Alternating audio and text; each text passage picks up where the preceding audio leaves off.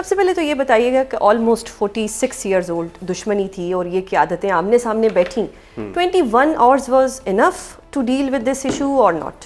देखिए, जितना ऑप्टिमिज्म था पाकिस्तान की सहाफ़ियों में और इवन जो बाहर से इंटरनेशनल प्रेस आया था यहाँ पर, वो तो यही शायद चाह रहे थे कि हो जाए। और मैं आपको बताऊं, कहीं ना कहीं जो पाकिस्तान अथॉरिटीज़ हैं उनकी भी यही ख्वाहिश थी कि ये मुज़ाकरात हो जाए, क्योंकि जब भी ये अगले दिन पे जाते हैं या अगले दौर पे जाते हैं ना, तो इसमें जो डिट्रैक्टर्स होते हैं वो एक स्पॉइलर का किरदार अदा कर सकते हैं। तो एक उम्मीद थी कि क्योंकि ये दोनों ममालिक जंगबंदी चाहते थे, क्योंकि टेम्परेरी सीज फायर से बड़ा ऑब्वियस हो गया ना कि they don't want to fight, तो वो चाहते थे कि रिजॉल्व हो। तो जब वो बैठे तो एक उम्मीद तो थी कि शायद वो मुज़ाकरात कामयाब हो जाएंगे और कोई ना कोई सेटलमेंट हो जाएगा। लेकिन अगर आप जैसे 46 ईयर्स की बात करिए, अगर आप इसको हिस्टोरिक पर्सपेक्टिव में देखें तो जितना बड़ा ट्रस्ट डेफिसिट था वो शायद एक मुलाकात में तय होना नहीं था। इट्स नॉट सो ईजी ना कि आप जो है बैठे और तमाम रिजॉल्व कर दें इशूज़। और अब तो इशूज़ भी बढ़ गए, क्योंकि देखिए जब ट्रंप ने ये जंग शुरू की थी उस वक्त उसके क्या इशूज़ थे? रिजीम चेंज करना है, उनका जो इनरिच्ड यूरेनियम है वो उनके पास नहीं होना चाहिए, या बैलिस्टिक मिसाइल प्रोग्राम नहीं होना चाहिए। स्ट्रेट ऑफ हॉर्मुज़ तो ज़ेरे बहस ही नहीं था, वो तो किसी को पता ही नहीं था कि जब जंग होगी तो ईरान के पास एक इतना बड़ा लेवरेज होगा और उस लेवरेज को इस्तेमाल करके पूरी दुनिया को हिला देगा।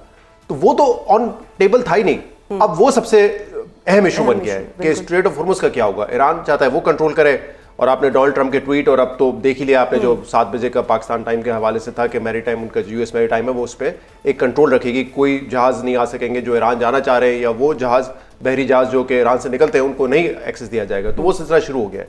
सो ये जो सिलसिला है अब ये एज ए स्पॉइलर काम करेगा, यानी कि हालात मजीद ख़राब भी हो सकते हैं। ये बड़ा इंटरेस्टिंग है, देखें, क्योंकि कल भी जब मुज़ाकरात ख़त्म हुए और हमने जितने भी लोगों से बात की जो कि प्रिवी थे सारी इस डिस्कशन से पाकिस्तान में, उन्होंने कहा कि बड़े अच्छे नोट पे ख़त्म हुए। जेडी वेंस भी जब जा रहे थे तो उनका भी जो बॉडी लैंग्वेज थी, जो मूड था, बड़ा ऑब्वियस था कि वो वापस बातचीत करना चाहते हैं।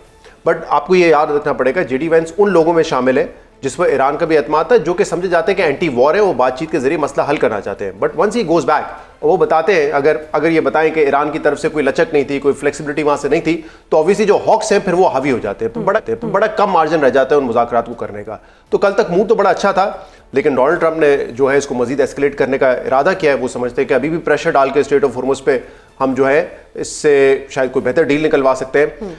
क्योंकि अब वो कर क्या रहे हैं, बेसिकली वो ये कह रहे हैं कि अगर स्ट्रेट ऑफ हॉर्मुज़ का कंट्रोल कुछ हद तक ईरान के पास है, वो एक्सेप्टेबल नहीं है, अब हम इसको मजीद ब्लॉक करेंगे। यानी कि एक जगह को आप मजीद चोक करने जा रहे हैं, जिसके असरात आपने देख लिया, ऑयल प्राइसेस पे भी आ गए जब एशियन मार्केट्स खुली, अब अमेरिकन मार्केट्स खुली हैं।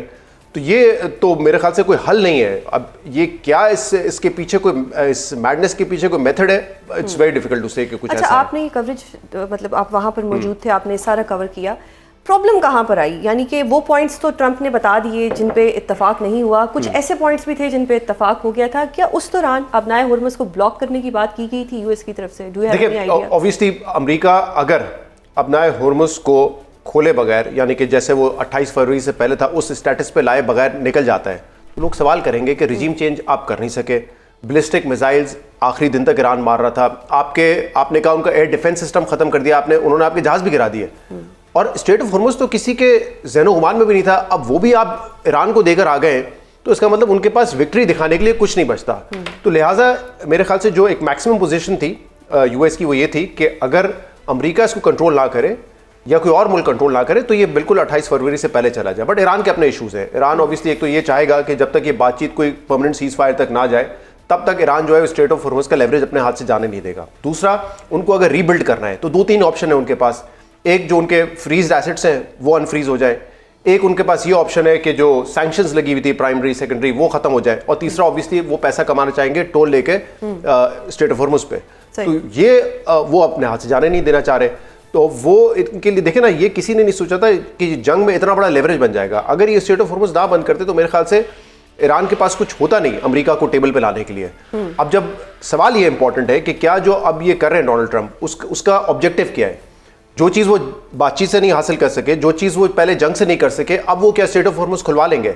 बज़ाहिर ये नज़र आता है कि वो प्रेशर डालना चाह रहे हैं फार ईस्ट एशियन कंट्रीज और स्पेसिफिकली चाइना पे, क्योंकि चाइना का तकरीबन 90% ऑयल जो है वो स्ट्रेट ऑफ हॉर्मुज़ से आता है। यानी कि अब जंग सिर्फ ईरान के साथ नहीं, अब चाइना के साथ भी, अब यूके के साथ भी, और ऑस्ट्रेलिया ने भी मुखालफत कर दी है। जी बिल्कुल, फ्रांस और यूके ने तो कहा कि हम मदद नहीं करेंगे। ट्रंप ये अफोर्ड कर सकता है इतनी ज़्यादा मुखालफतें? जो मुखालफत इस वक्त अंदर है ना अमेरिका में, वो देखते हुए तो समझ ही नहीं आता कि लॉजिक क्या है ये करने की।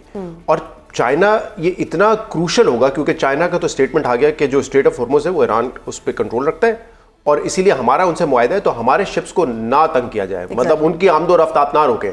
लेकिन लेट्स सपोज कोई अगर वैसे जा रहा हो चाइना का, उसको अमेरिका ब्लॉक करता है, वो ईरान नहीं जाने देता, यहाँ से निकलने नहीं देता, तो फिर सोचे ना, वो तो हम शायद जिस पे बात कर रहे थे कि वर्ल्ड वॉर 3 हमें एक रुकवाने में कामयाब हो गए, it might be the beginning of it. World war 3 भी हो सकती है, मतलब it might be the beginning. अगर चाइना इन्वॉल्व हो जाए या चाइना की वेसल्स को नुकसान पहुंचाए अमेरिका या उसको ब्लॉक करे, तो फिर सोचे ना सिचुएशन कितनी ज्यादा एस्केलेट हो जाएगी। कि 21 अप्रैल तक जो सीज फायर है वो रहेगा या उससे पहले भी ब्रेक थ्रू हो जाएगा? इट्स वेरी डिफिकल्ट टू से। ट्रम्प के होते हुए आप कुछ प्रेडिक्ट करना जो है ना, मेरे ख्याल से वेरी डिफिकल्ट। उस पर आप सट्टा ही लगा सकते हैं कि क्या होगा।